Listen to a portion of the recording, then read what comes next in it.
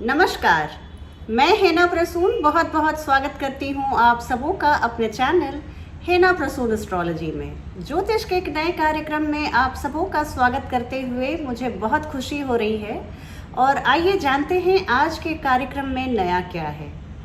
देखिए, YouTube पर आजकल इसी बात के चर्चे हैं और आज सारे ज्योतिष जगत में एक्चुअली जितने भी स्लो मूविंग प्लैनेट्स हैं उनके मूवमेंट और उनके ट्रांजिट को बहुत महत्वपूर्ण माना जाता है। और आज मैं जिन ग्रहों की चर्चा करने जा रही हूँ वो भी एक बहुत स्लो मूविंग प्लैनेट हैं। 18 महीनों के दरमियान वो एक राशि को कवर करते हैं। इतने हिंट्स के बाद अब तो आप जान ही गए होंगे कि मैं बात कर रही हूँ राहु और केतु की। राहु केतु ज्योतिष जगत में एक बहुत ही मायने रखने वाले ग्रह हैं। ये दोनों ग्रहों की विवेचना कुंडली विश्लेषण में बहुत इम्पॉर्टेंट होती है कि ये जो राहु केतु का अक्ष होता है ये दोनों 180 डिग्री एक दूसरे से अलग होते हैं और ठीक सामने राहु के केतु और केतु के राहु होते हैं। ये आपकी कुंडली में कहाँ पर आते हैं ये बहुत महत्वपूर्ण होता है। राहु और केतु के बारे में जितनी भी चर्चा की जाए कम है। मैं शुरुआत से ही अपने ज्योतिष के अध्ययन के शुरुआती दिनों से ही मैं राहु केतु से इनके तिलस्म इनके रहस्य से बहुत आकर्षित होती रही। और चूंकि ये बाकी सातों ग्रहों के जैसे इनका कोई फिजिकल फॉर्म या फिजिकल शेप नहीं होता, ये सिर्फ एक सन और मून के इंटरसेक्शन पॉइंट होते हैं। इन्हें शैडो प्लैनेट्स मानते हैं। हालांकि इनका कोई भौतिक आकार नहीं होता, लेकिन हमारी कुंडली में हमारे जीवन में ये दोनों ग्रह इतने प्रभावशाली ढंग से उभर कर सामने आते हैं कि इनकी विवेचना बहुत ही महत्वपूर्ण हो जाती है। ये बहुत दोनों ही मैजिकल प्लैनेट्स हैं और मैं अपने कार्यक्रम में बार बार कहती हूँ कि राहु केतु ऐसे दो प्लैनेट्स हैं जो आपको अल्टीमेटली आपकी यात्रा, आपके जीवन की यात्रा को इसके उचित, उसके सर्वोच्च मुकाम तक पहुंचाने की क्षमता रखते हैं और उद्देश्य भी रखते हैं। राहु और केतु को राग और द्वेष भी कहा जाता है। और राहु जहाँ पे भी आपकी कुंडली में होते हैं उस भाव से संबंधित जितने भी कारकत्व होते हैं उसकी तरफ आपको प्रवृत्त करते हैं, उसकी तरफ आपका मन करेगा वहाँ पे उद्धृत होने का, उस चीज़ को पाने का एक ललक, एक लालसा बनी रहेगी। आप पूरे जीवन जहाँ पे आपके जिस भाव में राहु हैं आप देखेंगे, अगर आप बड़ी उम्र के हैं और आपने 30-40 सालों का जीवन सफ़र तय किया हुआ है तो आपको बिल्कुल क्लियर लगेगा कि मेरा जीवन बिल्कुल उसी भाव के इर्द गिर्द घूम रहा है जहाँ पे हमारे राहु हैं। इसके विपरीत अगर केतु की मैं चर्चा करूँ तो केतु आपको वैराग्य लाते हैं, विरक्ति लाते हैं। जहाँ पर केतु रहते हैं उस भाव में आपकी थोड़ी सी तड़प बाकी रहती है। पिछले जन्मों का कुछ लेखा जोखा बाकी रहता है। आप चाहते हैं कि उस क्षेत्र से कुछ कमी, कुछ आपको एक सूनापन बना रहता है। राहु केतु देखिए दोनों को बैलेंस करने की ज़रूरत होती है। ऐसी बात नहीं है कि हम राहु की तरफ बहुत ध्यान दें और केतु तो बिल्कुल वैराग्य के कारक हैं और ऐसे मोक्ष के प्रदाता हैं तो उनकी तरफ हम कम ध्यान दें। चूँकि हम अभी कलयुग में रह रहे हैं, हम सभी सांसारिक गृहस्थ हैं, तो हमें बहुत सांसारिक मोह माया जिसको राहु रिप्रेजेंट करते हैं उसकी तरफ हम बहुत खींचे चले जाते हैं। और केतु जहाँ पर होते हैं वहाँ से हम एक डिनाइल में रहते हैं, चाहते हैं कि बाकी सारे लोग उस भाव से संबंधित हमारी उस कमी के बारे में कोई बात ना करे, उस बात को कोई छेड़े नहीं।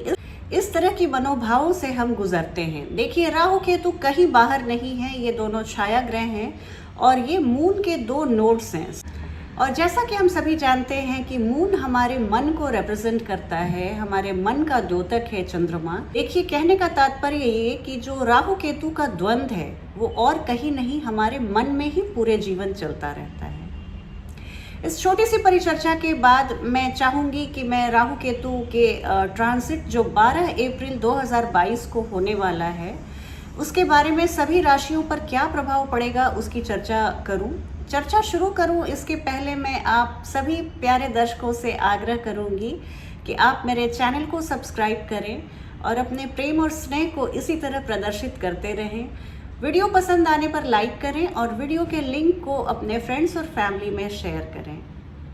आइए अब बात करती हूँ एक एक राशियों के चर्चा के क्रम को मैं शुरू करूँ उसके पहले एक महत्वपूर्ण सूचना दे दूँ कि कहा जाता है कि राहु केतु जब अक्ष चेंज करते हैं, जिस भाव को छोड़कर अगली भाव में जाते हैं वहाँ पे कुछ हलचल पैदा करते हैं, क्योंकि ये सीसॉ के दो पलड़े के जैसा है। तो एक जैसे वो मूव करेंगे, दूसरा एक नीचे जाएंगे, दूसरा ऊपर जाएगा, दूसरा नीचे जाएगा, पहला ऊपर जाएगा, इस तरह की स्थिति बनाते हैं।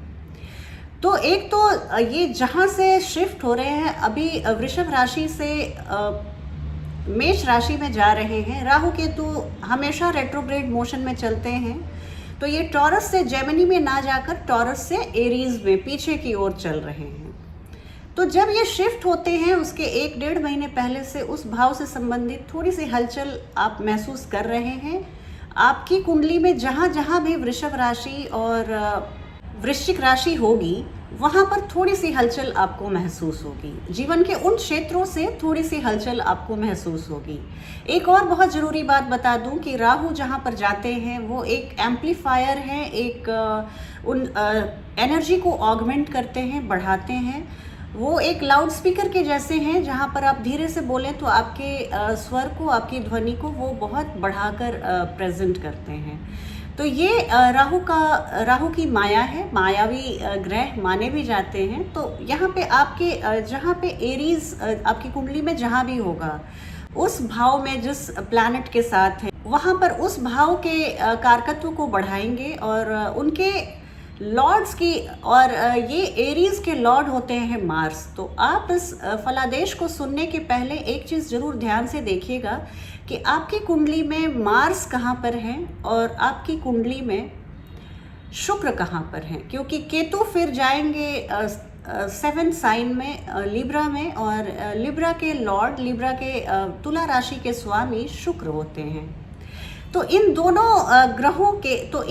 भावों के स्वामियों की स्थिति भी आपकी कुंडली में बहुत महत्वपूर्ण है। आप देखिएगा, आप कमेंट बॉक्स में मुझे लिख के ज़रूर बताइएगा कि आपकी कुंडली में मंगल और शुक्र की क्या स्थिति है। अगर इन दोनों भावों के डिस्पोजिटर अच्छी स्थिति में है तो ये गोचर डेफिनेटली आपके लिए बहुत शुभ और बहुत फलदायी रहने वाला है। राहु केतु जहाँ भी चलते हैं तो राहु के बारे में स्पेशली बोलते हैं कि वो जिस भाव में जाते हैं वहाँ के भाव को, फल को बढ़ाते हैं। जिस प्लैनेट के साथ अगर युति में बैठते हैं तो उसके भी रंग ढंग को बढ़ाते हैं।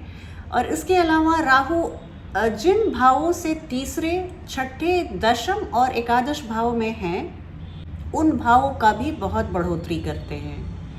राहु सिर्फ 2 भावों के लिए अच्छे नहीं माने जाते, जहाँ पे वो बैठते हैं वहाँ से अष्टम और जहाँ पर वो बैठते हैं वहाँ से द्वादश। इन दोनों भावों, जैसे मान जाइए अभी ये एरीज और लिब्रा में जो ट्रांजिट होने वाला है मेष राशि और तुला राशि में, तो मेष राशि की 12वीं राशि हो गई मीन राशि। तो आपकी कुंडली में जहाँ जहाँ भी मीन राशि होगी उन भावों से संबंधित आपके संघर्ष, आपके जीवन में थोड़ी सी हलचल बढ़ सकती है।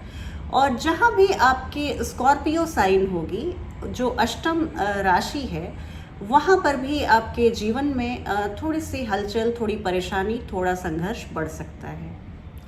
ये राहु की यही इनकी मोडस ऑपरेंडाई है, यही राहु इसी तरह से कार्य करते हैं। इसी परिप्रेक्ष्य में अब मैं एक एक राशियों की चर्चा करूंगी कि देखिए आपकी राशि में राहु किन भावों के लिए बहुत अच्छे और किन भावों के लिए साधारण फल देंगे। फलादेश को सुनने के पहले मैं आपसे रिक्वेस्ट करूंगी कि आप इसे अपनी चंद्र राशि और लग्न राशि दोनों से देखें। अगर आपकी चंद्र राशि और लग्न राशि अलग अलग है तो आप दोनों राशियों के चर्चा को जरूर सुनिएगा, दोनों राशियों के फलादेश को जरूर सुनिएगा। ये फलादेश हमने काफ़ी मेहनत से तैयार की है और इसमें काफ़ी खासी रिसर्च भी है, तो दोनों राशियों को सुने और ज़्यादा लाभान्वित हों। राशियों की चर्चा के क्रम में अब मैं चौथी राशि की बात करूंगी, कर्क राशि और कर्क लग्न वाले लोगों की। देखिए, कर्क राशि और कर्क लग्न के जातक और जातिकाओं के लिए राहु का ये आने वाला गोचर जो 12 अप्रैल 2022 को होने वाला है वो कैसा रहने वाला है, इसकी एक संक्षिप्त चर्चा करने जा रही हूँ। राहु केतु अपना अक्ष चेंज करके 12 अप्रैल को आपके दशम भाव में आ जाएंगे राहु, और चतुर्थ भाव में आ जाएंगे केतु। केतु जहाँ पर आते हैं वहाँ पर आपको एक ही अपील करते हैं कि आप इस भाव से संबंधित मामलों में आप बिल्कुल लो की रहिए, बिल्कुल डाउन टू अर्थ अपने डिमीनर को रखिए। आप बिल्कुल किसी बात का एरोगेंस और एयर मत आने दीजिए अपनी पर्सनालिटी में। आप इतनी सी टेस्ट अगर केतु की पूरी कर लेते हैं तो आप 100% नंबर लेके इस परीक्षा में पास होते हैं। कर्क राशि वाले लोगों के लिए ये गोचर सामान्य है, सामान्य से अच्छा है। और केतु जो आपके चतुर्थ भाव में आ रहे हैं, मैं इसकी चर्चा पहले करना चाहूँगी। यहाँ पर आप अपने माता जी के स्वास्थ्य का बहुत ध्यान रखिएगा। हो सकता है माता जी के हो सकता है कि आप किसी पढ़ाई के सिलसिले में या जॉब के सिलसिले में अपनी मातृभूमि या अपनी माता जी से दूर जा सकते हैं। गाड़ी खरीदने की अभी मैं आने वाले 18 महीनों में सलाह नहीं देती हूँ।